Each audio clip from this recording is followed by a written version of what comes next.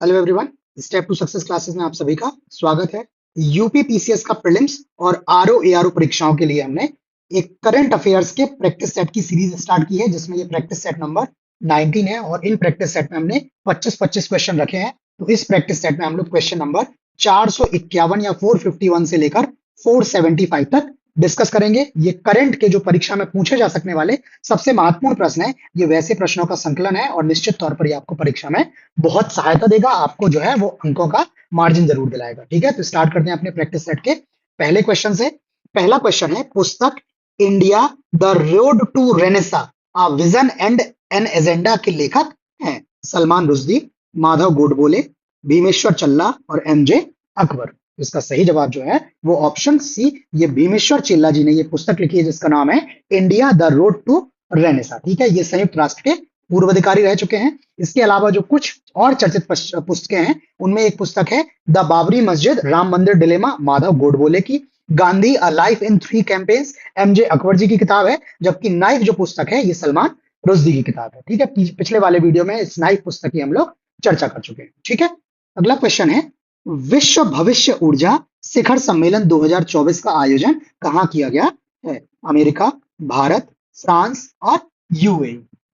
तो सही जवाब इसका ऑप्शन डी, ये विश्व भविष्य ऊर्जा शिखर सम्मेलन 2024 का आयोजन 16 से 18 अप्रैल 2024 के बीच में यूएई के अबू धाबी में जो है इसका आयोजन किया गया। ठीक है, और इसकी मेजबानी जो की है वो Abu Dhabi future energy company द्वारा की गई है। ठीक है, और इस सम्मेलन के दौरान जो है जो अंतरराष्ट्रीय नवीकरणीय ऊर्जा एजेंसी के महानिदेशक या डायरेक्टर जनरल हैं जिनका नाम है फ्रांसिस्को ला कैमरा, इन्होंने बोला हुआ है कि वर्ष 2030 तक हमें नवीकरणीय ऊर्जा क्षमता को कम से कम क्या करना है, 11 टेरावाट तक ले जाना है। इस आवश्यकता पर इन्होंने जोर दिया। अगला क्वेश्चन, भारत की पहली क्रिकेट की हाइब्रिड पिच कहां बनाई गई है? मोहाली, अहमदाबाद, धर्मशाला और मुंबई। तो सही जवाब इसका ऑप्शन सी, ये हिमाचल प्रदेश की धर्मशाला में जो क्रिकेट स्टेडियम है उस स्टेडियम में भारत की पहली हाइब्रिड पिच, क्रिकेट की हाइब्रिड पिच जो है वो बनाई गई है। ठीक है, ये स्थापना हिमाचल प्रदेश क्रिकेट एसोसिएशन द्वारा की गई है और इसको बीसीसीआई से भी मान्यता दी गई है। इस ट्रैक पर अंतरराष्ट्रीय और आईपीएल मैच जो है वो खेले जाएंगे। ठीक है, नेक्स्ट क्वेश्चन है, टाइम पत्रिका की वर्ष 2024 की विश्व के 100 सबसे प्रभावशाली इन्फ्लुएंशियल व्यक्तियों की सूची में कितने भारतीयों को जगह मिली है? ये धनी व्यक्ति नहीं, इन्फ्लुएंशियल व्यक्तियों की सूची है। 6, 7, 8 और 9। तो सही जवाब इसका ऑप्शन सी, ये विश्व के 100 सबसे प्रभावशाली व्यक्तियों की सूची में जो है वो भारत की ओर से 8 व्यक्ति जो है शामिल हैं। ये जो सूची आई है ये 17 अप्रैल 2024 को आई है और इसमें 4 श्रेणियों में बांटा गया है, नेता, नायक, कलाकार और विचारक। इसमें जो 8 भारतीय हैं वो है आलिया भट्ट, अजय बंगा, साक्षी मलिक, देव पटेल, प्रियमवदा नटराजन, आलिया आसमा खां, सत्या नडेला और जिगर शाह। ठीक है, नेक्स्ट क्वेश्चन है, किस राज्य में 3 नए पुरातात्विक स्थलों की खोज की गई है? तमिलनाडु, आंध्र प्रदेश, तेलंगाना और कर्नाटक। तो इसका सही जवाब ऑप्शन सी, ये तेलंगाना राज्य में 3 नए पुरातात्विक स्थलों की जो है खोज की गई है और ये तेलंगाना के मुलुगु जिले के एस तडवई मंडल में बंडाला गांव के पास जो है वो औरागुट्टा जगह पर ये मिले हुए हैं और माना जा रहा है कि ये लौह युग के महापाषाण स्थल हैं। ठीक है, इस साइट की जो खोज की है वो केपी राव और चौधरी प्रवीण राजू की एक टीम ने की है और इस साइट में एक जो प्रमुख स्थल है उसका नाम देवरल बंदा मुला नाम बताया जा रहा है, जिसमें केवल जो है वो जानवरों का चित्रण है और माना जा रहा है कि ये पेंटिंग्स जो है वो करीब 8000 से 3000 ईसा पूर्व के बीच की हैं। नेक्स्ट क्वेश्चन, भारत द्वारा निम्न में से किस देश को ब्रह्मोस मिसाइलों की पहली खेप भेजी गई है? सिंगापुर, इंडोनेशिया, म्यांमार और फिलीपींस। तो इसका सही जवाब जो है वो ऑप्शन डी, ये भारत द्वारा फिलीपींस को ब्रह्मोस मिसाइलों की जो है वो पहली खेप भेजी गई है। ये खेप जो है वो 19 अप्रैल 2024 को भेजी गई है। ब्रह्मोस सुपरसोनिक क्रूज मिसाइलों का जो है खेप भेजी गई है और ये इनका जो संस्करण है वो क्या है, ये तट आधारित जहाज रोधी संस्करण, ये कोस्ट बेस्ड एंटी शिप जो है एडिशन है जिसको इनको भेजा गया है और इसके लिए जो है वो जनवरी 2022 में फिलीपींस ने भारत के साथ करीब $300 मिलियन के एक समझौते पर हस्ताक्षर किए थे। ठीक है, ये भारत का जो है एक प्रमुख सैन्य निर्यात माना जा रहा है। अगला क्वेश्चन है, आर्टेमिस समझौते में शामिल होने वाला 38वां देश बन गया है? रोमानिया, स्वीडन, इजराइल और सिंगापुर। तो इसका सही जवाब ऑप्शन बी, ये जो आर्टेमिस समझौता है उसमें स्वीडन जो है वो शामिल होने वाला 38वां देश बन गया है। ये आर्टेमिस समझौता या अकॉर्ड की घोषणा नासा और अमेरिकी विदेश विभाग ने वर्ष 2020 में की थी और इसमें भारत, जापान सहित कितने हैं, 38 हस्ताक्षरकर्ता देश हैं। इस समझौते के तहत अंतरिक्ष अन्वेषण और शांतिपूर्ण उद्देश्यों के लिए चंद्रमा, मंगल, धूमकेतु और क्षुद्र ग्रहों के उपयोग में सहयोग के लिए एक समूह जो है वो विकसित किया जा रहा है। ठीक है, इस कार्यक्रम का जो लक्ष्य है वो मंगल और अन्य ग्रहों और खगोलीय पिंडों पर अंतरिक्ष यात्री को उतारना भी है। ठीक है, भारत जो है इसमें 22 जून 2023 को शामिल होने के लिए जो है वो भारत ने इस पर हस्ताक्षर किए थे। भारत की ओर से प्रधानमंत्री नरेंद्र मोदी ने इस पर हस्ताक्षर किए थे। नेक्स्ट क्वेश्चन, विश्व जनसंख्या स्थिति रिपोर्ट 2024 के अनुसार भारत की जनसंख्या कितने करोड़ होने का अनुमान लगाया गया है? 140 करोड़, 144 करोड़, 150 करोड़ और 155 करोड़। सही जवाब इसका ऑप्शन बी, ये जो रिपोर्ट है इस रिपोर्ट के अनुसार भारत की जनसंख्या 144 करोड़ होने का अनुमान लगाया गया है और बताया गया है कि इस 144 करोड़ में से करीब 24% जनसंख्या जो है वो 0 से 14 आयु वर्ग में है। इस रिपोर्ट में यह भी बताया है कि भारत की जनसंख्या अगले 77 वर्षों में क्या हो जाएगी, दोगुनी हो जाएगी। मतलब अभी 144 करोड़ है तो 288 करोड़ जो है ये अगले 77 वर्षों में हो जाएगी। और इसमें बताया गया है कि भारत जो है वो जनसंख्या के मामले में चीन को पीछे छोड़ चुका है। चीन की जनसंख्या जहां 142.5 करोड़ है तो वहीं भारत की जनसंख्या क्या हो गई है, 144 करोड़। हालांकि अभी भारत सरकार की तरफ से इस तरह का कोई डेटा नहीं आया है। अभी जो भारत की तरफ से डेटा थे वो वर्ष 2011 की जनगणना के डेटा हैं, जिसके अनुसार भारत की जनसंख्या क्या है, 121 करोड़।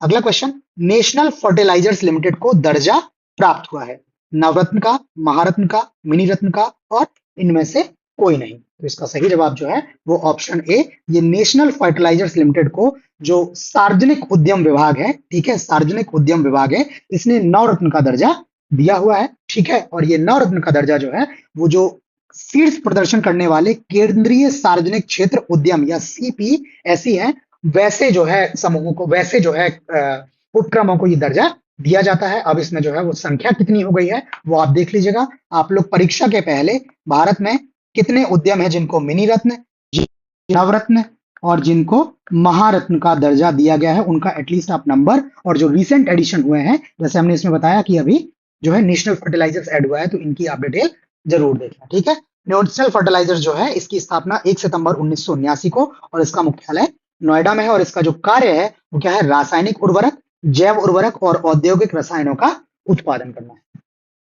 नेक्स्ट क्वेश्चन है, Stockholm International Peace Research Institute के अनुसार वर्ष 2023 में वैश्विक सैन्य खर्चा पिछले वर्ष से कितने प्रतिशत अधिक रहा है? 6.2%, 6.5%, 6.8% और 7.2%। तो सही जवाब इसका ऑप्शन सी, ये जो रिपोर्ट है इस रिपोर्ट के अनुसार जो वैश्विक सैन्य खर्चा है वो पिछले वर्ष की तुलना में 6.8% अधिक हो गया है। बताया गया है कि जो वर्ष 2023 में कुल वैश्विक सैन्य खर्चा है वो करीब 2,443 अरब डॉलर तक पहुंच गया है और ये पिछले वर्ष से 6.8% अधिक है। और सबसे अधिक सैन्य खर्च करने वाले देशों की बात करें तो सबसे ज्यादा खर्चा जो है वो संयुक्त राज्य अमेरिका का है, दूसरे स्थान पर चीन है, जबकि भारत इस सूची में जो है वो चौथे स्थान पर है और भारत का कुल खर्चा जो है वो 83.6 बिलियन रहा है वर्ष 2023 में। नेक्स्ट क्वेश्चन है, अंडमान और निकोबार द्वीप समूह में किस जनजाति के 7 सदस्यों ने पहली बार मतदान किया है? जो अभी लोकसभा चुनाव हुए थे 18वीं लोकसभा के, उस लोकसभा चुनाव में इन्होंने मतदान किया है। जनजाति का नाम बताना है, ओजे, जारवा, महान अंडमानी और शोम्पेन जनजाति। तो सही जवाब इसका ऑप्शन डी, ये शोम्पेन जनजाति के सदस्य जो हैं इन्होंने अंडमान निकोबार द्वीप समूह में जो 18वीं लोकसभा का चुनाव हुआ है उसमें इन्होंने पहली बार मतदान किया है। ये पहली बार चुनाव प्रक्रिया से जुड़े हैं। ठीक है, यहां अंडमान निकोबार में जो है वो लोकसभा की केवल एक सीट है और उसी सीट के मतदान क्रमांक 411 जिसका नाम जो है वो शोम्पेन हट दिया गया है, वहां पर इन्होंने जाके मतदान किया हुआ है। 7 सदस्यों ने मतदान किया हुआ है और जो जनसंख्या है, जनगणना है वर्ष 2000 की, उनके अनुसार शोम्पेन जनजाति की अनुमानित जनसंख्या जो है वो करीब 229 है, जिनमें से 7 लोगों ने जो है वो मतदान प्रक्रिया में भाग लिया है और जो मतदान केंद्र था उसका नाम था शोम्पेन हट। नेक्स्ट क्वेश्चन है, वर्ष 2024 का world press photo of the year पुरस्कार जीता है Lee Ann Olwage, Alejandro Segarra, Mohammed Salem, Julia Kochetova. तो सही जवाब इसका ऑप्शन सी, ये मोहम्मद सलेम ने वर्ष 2024 का world press photo of the year का पुरस्कार जीता हुआ है। इन्होंने जो है, ये पहले तो मोहम्मद सलेम जो है, ये जो राइटर्स न्यूज एजेंसी है उसके ये फोटोग्राफर हैं, और इन्होंने गाजा पट्टी में अपनी 5 वर्षीय भतीजी के सबको गोद में लिए हुए एक फिलिस्तीनी महिला की तस्वीर खींची है, जिस तस्वीर के लिए इन्होंने ये पुरस्कार जीता हुआ है। और ये तस्वीर जो है इन्होंने दक्षिण गाजा में खान यूनिस के नासिर अस्पताल में ली थी। ठीक है, पुरस्कार की बात करें तो यह पुरस्कार एम्स्टर्डम स्थित वर्ल्ड प्रेस फोटो फाउंडेशन द्वारा प्रदान किया जाता है। हो सकता है आपसे पूछ लिया जाए कि वर्ल्ड प्रेस फोटो फाउंडेशन जो है इसका मुख्यालय कहाँ है, तो एम्स्टर्डम में है। और इनकी जो तस्वीर है वो तस्वीर है, ये 5 वर्षीय भतीजे के सबको गोद में लिए हुए हैं। ठीक है, ये यहाँ पर जो है हमने चित्र लगाया है जिसके लिए इनको पुरस्कार मिला है, और ये जो पुरस्कृत जो फोटोग्राफर है राइट साइड में उनका चित्र भी दिया हुआ है। नेक्स्ट क्वेश्चन, राष्ट्रीय पंचायती राज दिवस कब मनाया जाता है? 23 अप्रैल, 24 अप्रैल, 25 अप्रैल और 26 अप्रैल। तो सही जवाब इसका ऑप्शन बी, ये राष्ट्रीय पंचायत दिवस जो है वो प्रतिवर्ष 24 अप्रैल को मनाया जाता है। और 24 अप्रैल को मनाने का कारण ये है क्योंकि 24 अप्रैल 1993 को ही राष्ट्रपति ने पंचायतों को संवैधानिक दर्जा प्रदान करने वाले 73वें संवैधानिक संशोधन विधेयक पर क्या की थी, अपनी सहमति दी थी। ठीक है, जो 73वां संविधान संशोधन विधेयक है उस पर प्रेसिडेंशियल अकॉर्ड जो मिला था वो 24 अप्रैल को ही 1993 में मिला हुआ था। ठीक है, और पहली बार वर्ष 2010 में घोषणा की गई थी कि अब से प्रतिवर्ष 24 अप्रैल को राष्ट्रीय पंचायत राज दिवस के रूप में मनाया जाएगा। नेक्स्ट क्वेश्चन, डेटा ट्रैफिक के मामले में दुनिया का सबसे बड़ा मोबाइल ऑपरेटर बन गया है? चाइना मोबाइल, एयरटेल, रिलायंस जियो और वोडाफोन आइडिया। तो सही जवाब इसका ऑप्शन सी, ये डेटा ट्रैफिक के मामले में जो दुनिया का सबसे बड़ा मोबाइल ऑपरेटर है ये भारत का रिलायंस जियो बन गया है, और इसने चीन के चाइना मोबाइल को पीछे छोड़कर ये दर्जा जो है वो हासिल किया है। इनका जो ट्रैफिक है वो साल दर साल जो है वो 35.2% के साथ बढ़ रहा है, और वर्तमान में ये 40.9 एक्साबाइट तक पहुंच गया है। और अगर बात करें इनके कस्टमर बेस की तो जियो के पास करीब 481.8 मिलियन कनेक्शन का मजबूत और व्यापक ग्राहक आधार है। नेक्स्ट क्वेश्चन, 25 अप्रैल को सुब्रमण्यम धारेश्वर का 67 वर्ष की आयु में बेंगलुरु में निधन हो गया। तो ये स्टेटमेंट में ही कई सारे क्वेश्चन है। पहले तो इनका निधन कहाँ हुआ, बेंगलुरु में। कितने वर्ष की आयु में? 67 वर्ष की आयु में।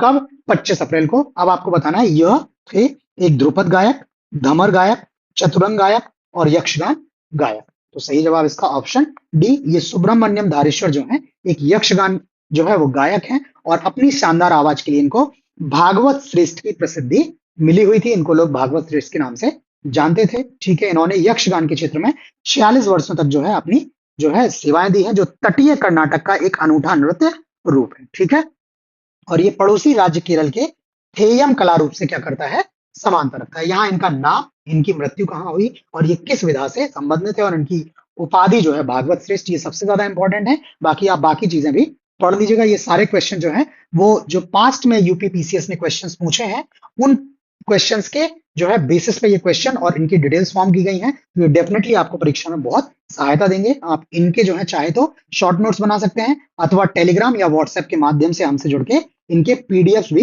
ले सकते हैं। ये पीडीएफ जो है वो हम बहुत ही नॉमिनल कॉस्ट पे आपको प्रोवाइड कर रहे हैं। ठीक है, अगर आप इंटरेस्टेड है तो हमारे इस कार्यक्रम से जुड़ सकते हैं और ये पीडीएफ ले सकते हैं।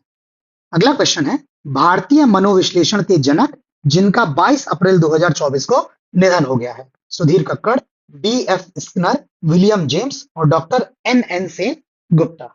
सही जवाब इसका ऑप्शन ए, ये सुधीर कक्कड़ जी हैं जो हैं जिनको भारतीय मनोविश्लेषण का जनक कहा जाता है। इनकी जो है वो 22 अप्रैल 2024 को 85 वर्ष की आयु में इनकी निधन हो गई है। ठीक है, तो ये क्या है, इनका जो मेन तो है कि ये भारतीय मनोविश्लेषण के जनक हैं। इसके साथ ही साथ ये एक सांस्कृतिक आलोचक और प्रसिद्ध लेखक भी रहे हैं, और इन्होंने करीब 20 से अधिक नॉन फिक्शन और फिक्शन किताबें लिखी हैं। द इनर वर्ल्ड जो है इनकी पहली प्रमुख कृतियों में से एक है। तो हो सकता है आपसे द इनर वर्ल्ड ही पूछ ले और पूछ ले कि किसने लिखी है, सुधीर कक्कड़ जी ने लिखी है। तो किसी भी तरह से आपसे घुमा के क्वेश्चन पूछा जा सकता है। ये सारी डिटेल आपके पास है। तो आपको ये कंटेंट और इसका डिजाइन कैसा लग रहा है, इसके लिए आप हमें लाइक करके और कमेंट करके अपना फीडबैक भी साथ साथ जरूर देते रहें और वीडियो को कंटिन्यू रखें। नेक्स्ट क्वेश्चन है, अधिग्रहण की लागत और वीजा मुक्त पहुंच के लिए देशों की संख्या के मामले में दुनिया का सबसे सस्ता पासपोर्ट है। ठीक है, चीपेस्ट पासपोर्ट है भारत, यूएई, दक्षिण अफ्रीका और केन्या। तो इसका सही जवाब जो है वो ऑप्शन बी, ये यूएई का पासपोर्ट जो है वो अधिग्रहण की लागत और वीजा मुक्त पहुंच के लिए देशों की संख्या के आधार पर क्या है, दुनिया का सबसे सस्ता पासपोर्ट है। इस पासपोर्ट की जो कीमत है वो 5 साल की वैधता के लिए जो है वो 17.70 अमेरिकी डॉलर है, 17.70 अमेरिकी डॉलर। और इसमें आपको वैलिडिटी मिलती है पासपोर्ट की 5 साल की। जबकि भारतीय पासपोर्ट जो है इस क्रम में जो है वो दुनिया का दूसरा सबसे सस्ता पासपोर्ट है, जिसकी 10 साल की वैधता के लिए 18.07 अमेरिकी डॉलर देने पड़ते हैं। अब चूंकि यहाँ पे क्या है, भारत का पासपोर्ट जो है वो आपको 10 साल के लिए ही मिलता है, तो आपको 18.07 अमेरिकी डॉलर देने रहेंगे। जबकि संयुक्त अरब अमीरात का पासपोर्ट 5 साल के लिए मिल जाता है, तो इसके लिए आपको 17.70 अमेरिकी डॉलर देने पड़ते हैं। इस वजह से जो है ये सबसे सस्ता है। लेकिन अगर प्रतिवर्ष वैधता की जो लागत है, प्रतिवर्ष वैधता की लागत के मामले में अगर बात की जाए तो भारत का पासपोर्ट जो है वो सबसे सस्ता पासपोर्ट है। ठीक है, इसमें यह भी बताया कि भारत के पासपोर्ट के साथ लोग जो हैं वो 62 देशों में 62 कंट्रीज में वीजा मुक्त यात्रा कर सकते हैं। अगर बात करें सबसे महंगे पासपोर्ट की, तो सबसे महंगा पासपोर्ट जो है वो मेक्सिको का है, और यहाँ 10 साल की वैधता के लिए आपको 231.05 अमेरिकी डॉलर खर्च करने होते हैं। नेक्स्ट क्वेश्चन है, भारत की सबसे बड़ी जलवायु घड़ी कहां स्थापित और परिचालित की गई है? मुंबई, गुजरात, नई दिल्ली और जम्मू कश्मीर। तो सही जवाब इसका ऑप्शन सी, जो भारत की सबसे बड़ी जलवायु घड़ी जो है ये नई दिल्ली में स्थापित और परिचालित की गई है।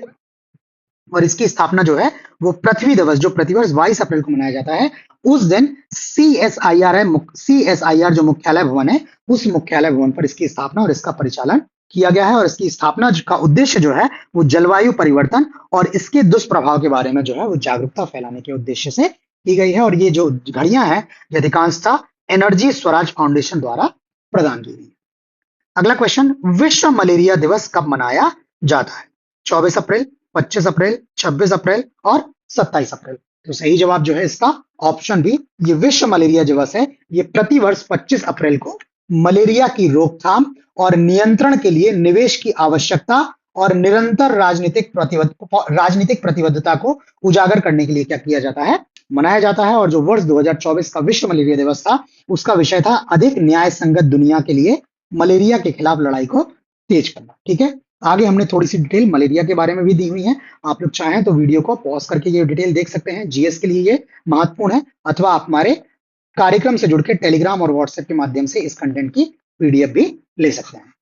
नेक्स्ट क्वेश्चन है, ब्रू प्रवासी, ठीक है, ब्रू माइग्रेंट्स जिन्होंने पहली बार 18वीं लोकसभा चुनाव में मतदाता के रूप में हिस्सा लिया, किस राज्य में मतदान किया है? ठीक है, मिजोरम, मेघालय, असम और त्रिपुरा। तो सही जवाब इसका ऑप्शन डी, ये ब्रू प्रवासी है। ये है तो वास्तविकता में मिजोरम से, लेकिन इनको क्या करना पड़ा, प्रवास करना पड़ा मिजोरम से। और ये त्रिपुरा में जो है वो बसे हुए हैं, और इन्होंने त्रिपुरा में ही पहली बार 18वीं लोकसभा चुनाव में क्या किया, अपना वोट डाला है। ठीक है, ये लोग वर्ष 1997 में क्या हो गए थे, विस्थापित हुए थे। और लगभग 37,000 ब्रू प्रवासियों को क्या करना था, मिजोरम से क्या करना था पड़ा, त्रिपुरा की ओर माइग्रेट करना पड़ा। इसके पहले ये 2023 के राज्य विधानसभा, जो त्रिपुरा राज्य विधानसभा के चुनाव थे, उन चुनावों में भी भाग ले चुके हैं। लेकिन ये इन्होंने लोकसभा में पहली बार अभी 18वीं लोकसभा में भाग लिया है। ठीक है, और अभी जो है वो सरकार की प्रतिबद्धता है कि त्रिपुरा में इनको स्थायी रूप से बसाया जाना है। इसके लिए 16 जनवरी 2020 को एक समझौते पर हस्ताक्षर किए गए थे। ठीक है, नेक्स्ट क्वेश्चन,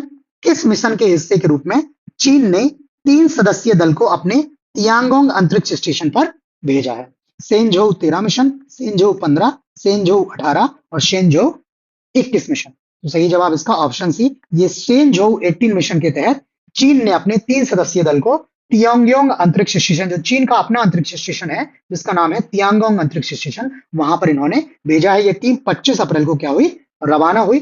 ठीक है, और ये जो सेंझोउ अंतरिक्ष यान है इसको डिवाइन वेसल के नाम में भी जाना जाता है। ठीक है, और जो है इन यात्रियों को लॉन्ग मार्च 2F रॉकेट द्वारा लॉन्च किया गया। ठीक है, ये इसलिए भी इंपॉर्टेंट है बिकॉज जो भारत के पड़ोसी देश हैं उनका जो अंतरिक्ष कार्यक्रम है उससे संबंधित क्वेश्चन भी प्रीवियस एग्जाम्स में जो है पीसीएस ने पूछे हुए हैं।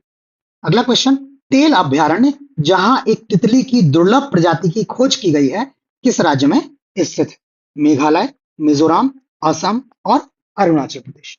सही जवाब इसका ऑप्शन डी, ये टेल अभ्यारण्य जो है ये अरुणाचल प्रदेश में स्थित है। और यहाँ तितली की एक दुर्लभ प्रजाति जिसका नाम है नेप्टिस फाइलोरा ये प्रजाति जो है खोजी गई है। इसको लॉन्ग साइड सेलर के नाम से भी जाना जाता है। ये तितली जो है अभी तक पूर्वी साइबेरिया, कोरिया, जापान और मध्य एवं दक्षिण पश्चिमी चीन सहित पूर्वी एशिया के देशों में क्या गई जाती है, हिस्सों में देखी जाती थी। ये अभी भारत के अरुणाचल प्रदेश में भी देखी गई है। ठीक है, ये तितली की जो है नीचे विशेषता है, इसके पंख दांतेदार होते हैं, ऊपर की तरफ गहरे भूरे काले और निचली तरफ पीले भूरे रंग के हैं और आगे के पंखों पर सफेद कोशिका धारियां हैं जो दूरी वाले धब्बों के साथ हॉकी स्टिक का एक निशान बनाती है। ठीक है, तो ये है नेप्टिस फाइलोरा।